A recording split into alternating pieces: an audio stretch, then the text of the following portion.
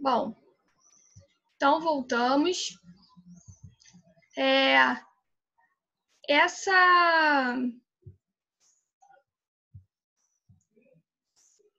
Então, a literatura de formação, né, foi a Carta de Perovaz de Caminha. E aí a gente tem a literatura jesuítica, né? Qual é a importância dessa literatura jesuítica? A importância para o povo europeu, né? Eles queriam aculturar o povo. Então, eles queriam mostrar a cultura deles para o povo, né, para os nativos, e eles queriam que os nativos, né, virassem, se cristianizassem, tá? Virassem cristãos também. Então, a visão deles era: vamos catequizar todo mundo, vamos dominar geral. Então, como consequência da Contra-Reforma, chegam em 1549 os primeiros jesuítas ao Brasil, né? Então, lá em Portugal, eles estavam com essa luta, né? Nas terras europeias, eles estavam com essa luta. A igreja estava passando por muitos conflitos, porque estavam, né, vindo muitas pessoas que pensavam muito na razão, pensavam muito no homem no centro, né? Então, a igreja estava querendo, né, expandir e pegar o poder dela, né, de volta mesmo. Então, eles eram incumbidos de catequizar os índios e de instalar o ensino público no país. Fundaram os primeiros colégios, que foram, durante muito tempo, a única atividade intelectual existente na colônia. Nesse período, fundaram várias cidades, como São Paulo, Rio de Janeiro e Salvador. Do ponto de vista estético, os jesuítas foram responsáveis pela melhor produção literária do quinhentismo brasileiro. Aí começa a literatura mesmo, tá? A arte mesmo. Além da poesia de devoção, cultivaram o teatro de caráter pedagógico, inspirado em passagens bíblicas, e produziram documentos que informavam aos superiores na Europa o andamento dos trabalhos. Então, eles, além deles mostrarem a arte, a literatura, catequizar os índios, eles também produziam documentos que informavam aos reis lá, né, sobre o andamento dos trabalhos. Então, eles faziam os dois. O instrumento mais utilizado para atingir os objetivos pretendidos pelos jesuítas, moralizar os costumes dos brancos colonos e catequizar os índios, foi o teatro. Então, o principal, o que deu mais certo nessa catequização foi o teatro, porque era algo novo. Era algo, né, que, nossa, que lindo, que arte maravilhosa. E aí eles pegavam os índios também para participar desse teatro. Então, foi uma visão muito nova, muito ampla para os índios também. Então, foi o que mais deu certo. Para isso, os jesuítas chegaram a aprender a língua tupi, utilizando-a como veículo de expressão. Os índios não eram apenas espectadores das terras teatrais, mas também atores, dançarinos e cantores. Então, além deles mostrarem o teatro para os índios, eles assistindo, eles também colocaram os índios para participar. Então, eles colocaram, vamos todo mundo juntar aqui, vamos fazer uma peça, olha que legal, olha como é que vai ser. Então, os índios, lógico, novidade, ficaram animados, e o que mais deu certo, né? E eles foram aprender a língua deles tupi para eles poderem, né, se infiltrarem no meio, né, conseguirem incentivar os índios e, né, para dar mais certo o que eles foram fazer. Os principais jesuítas responsáveis pela produção literária na época foram o padre Manuel da Nóbrega, padre José de Anchieta e o missionário Fernão Cardim. O padre Manuel da Nóbrega, vou falar um pouquinho dele daqui a pouco, mas ele chefiou os jesuítas, tá? Ele era o cara que estava de frente ali. Porém, quem se destacou mais foi o padre José de Anchieta. Então, o padre José de Anchieta, ele foi o principal jesuíta dali, foi ele que trouxe o teatro, tá? Então, ele deixou como legado a primeira gramática Tupi-Guarani. Então, ele que elaborou a gramática, tá? Verdadeira cartilha para o ensino da língua dos nativos. Destacou-se também por suas poesias e autos, nos quais misturava a moral religiosa católica aos costumes dos indígenas. Então, ele tentava juntar tudo. Ele tentava falar assim, nossa, olha só, vocês têm uma cultura, vocês têm costumes, mas olha que legal se você fizer isso aqui também. Você pode conciliar os dois e vai te enriquecer, vai somar muito para você. Então, os índios, né? Nossa, que legal, que maneiro, eu quero. Lógico, novidade. E aí foi dando certo, tá? Entre as peças de teatro na época, destacava-se o Alto de São Lourenço, escrita pelo padre José de Anchieta. Nela, o autor conta em 3 línguas, tupi, português e espanhol, o martírio de São Lourenço, que preferiu morrer queimado a renunciar à fé cristã. E aí, lembra quando estava acontecendo lá, contra a reforma? Então, ele trouxe ele sempre defendia, né, lógico, essa fé cristã. Anchieta intentou conciliar os valores católicos com os símbolos primitivos dos habitantes da Terra e com aspectos da nova realidade americana. O sagrado europeu ligava-se aos mitos indígenas, sem que isso significasse contradição, pois as ideias que triunfavam nos espetáculos eram evidentemente as do padre. A liberdade formal das encenações saltava aos olhos. O teatro anchietano pressupunha o lúdico, o jogo coreográfico, a cor e o som. A obra do padre Anchieta também merece destaque na poesia, além dos poemas didáticos com finalidade catequética, também elaborou poemas que apenas revelavam sua necessidade. Vou botar para cá, estou conseguindo ler direito.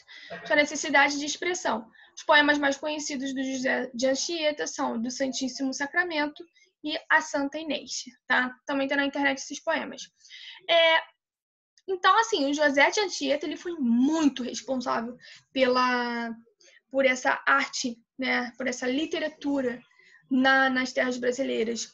E aí, ele foi responsável... Até que eu anotei aqui. Bom, ele fez poesias, poemas, líricas, né? Ele trouxe o teatro, ele se inspirou muito no Gil Vicente, lá na Europa, que a gente estudou um pouquinho. Tá batendo sol aqui. A gente estudou um pouquinho o classicismo, né? Então, foi muito importante, tá? Além de outras obras, né? Ele fez muita crônica, como eles eram responsáveis também por levar informação, então ele também, né, escrevia muita crônica.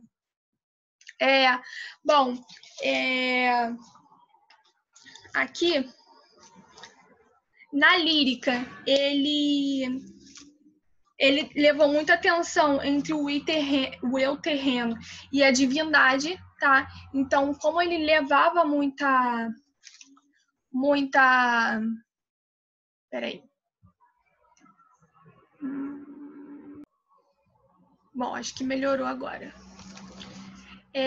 Então, como ele... Bom, então tem essa diferença, né, da lírica, né, que foi mais as poesias, né, voltada mais para a divindade e tudo mais. E aí a gente tem o dramático também, que foi o teatro, que foi o que mais deu certo para essa catequização, tá? Então, no teatro, ele colocava aspectos catequéticos, né? Porque além dele querer levar a cultura dele, além dele querer levar essa visão cristã, ele queria, né, modificar a cultura dos índios, dos nativos, porque eles queriam conquistar a terra. Então, se eles mostrassem superioridade, para eles era válido, né? Para eles iriam ganhar muito mais. Então, ele colocava os aspectos doutrinários, didáticos, né? Tinha a estratégia de aculturação, né? Por quê? Porque ele queria conquistar essa terra, então ele tinha essa estratégia, então ele conquistou os índios através do teatro, através dessa literatura, juntando as duas culturas, né? As duas culturas, para ele poder fazer a cabeça dos índios e entrar na cabeça dos índios, tá? Então, a intenção era cristianizar os índios, né? E teve a influência do Gil Vicente, né? Gil Vicente, lá na Europa, ele levou o teatro lá no classicismo, né? Então, ele levou o teatro para a Europa e o José de Anchieta pegou um pouquinho dessa influência e levou o teatro, né, para o Brasil, ok? Então, com essa literatura jesuítica, foi a literatura mais rica daquela época. Foi a literatura foi uma literatura de arte mesmo, foi o que ficou conhecido como uma literatura real oficial, ok? Então, foi. E aí a gente tem o Manuel da Nóbrega. O Manuel da Nóbrega, ele foi a chefia, então ele chefiou nessa expedição. Então, foi o padre jesuíta português que participou da primeira missão de catequização nas Terras da Cruz. Entrou para a Companhia de Jesus, fundada por Inácio Loyola, em 1544, para a Companhia de Ita, tornando-se um dos mais destacados sacerdotes enviados para catequizar, converter os índios para a religião católica. Os indivíduos encontrados durante a conquista portuguesa no Brasil. Em 20 de março de 1549, chegou com Tomé de Souza para a fundação da cidade de São Paulo, junto com outros 5 jesuítas, e fundou a missão da Companhia de Jesus no Brasil.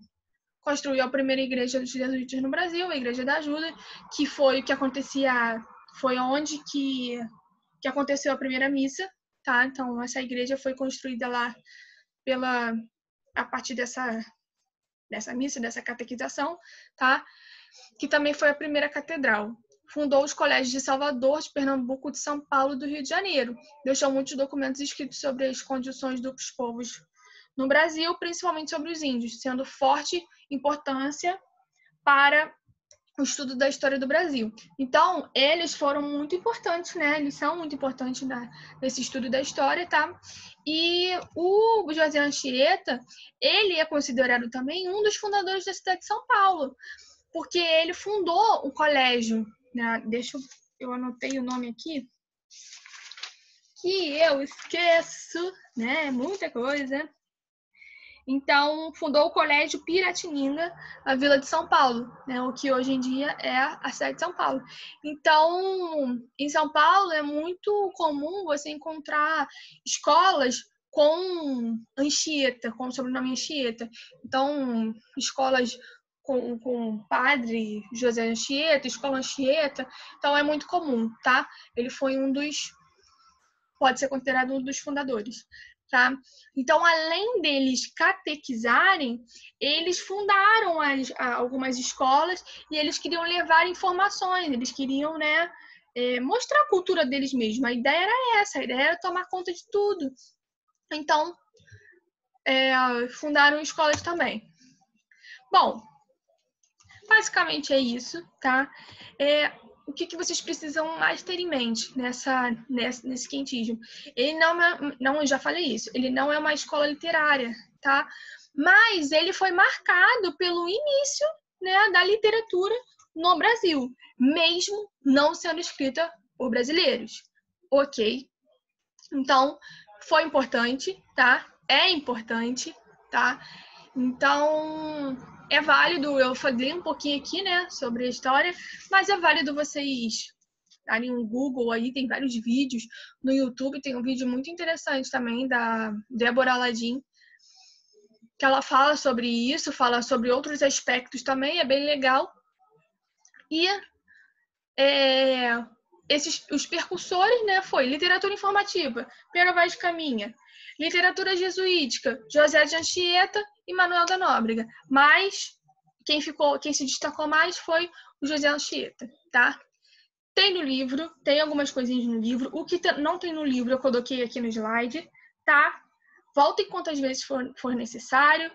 Faça os exercícios, tem lista de exercício, tem exercício do livro também. Então, Não parem, tá? Bom, até a próxima. Se cuidem e beijo, beijo.